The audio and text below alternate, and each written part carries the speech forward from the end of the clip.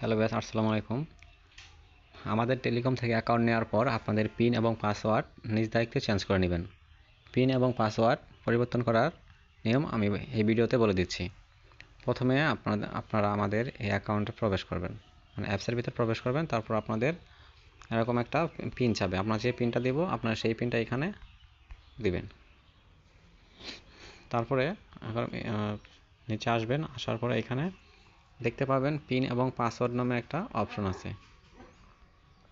এই যে এইখানে আপনার পিন এবং পাসওয়ার্ড, প্রথমে আমি পাসওয়ার্ড পরিবর্তন করে দেখাচ্ছি। এই পাসওয়ার্ডে ক্লিক করবেন।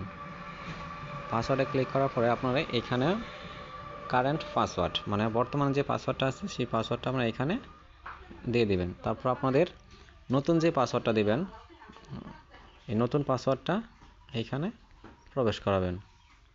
তারপর আবার কনফার্ম পাসওয়ার্ড, আপডেট পাসওয়ার্ড, শেষ।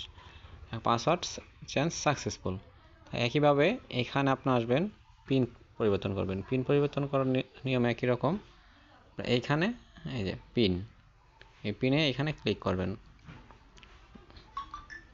তারপর আপনারা এখানে কারেন্ট পিন, মানে বর্তমান যে পিনটা আপনাদের আছে এই পিনটা এখানে দিবেন। আর নতুন পিন, আপনার নতুন পিন, যে নতুন পিনটা দিবেন সেই নতুন পিনটা এখানে দুইবার বসাবেন।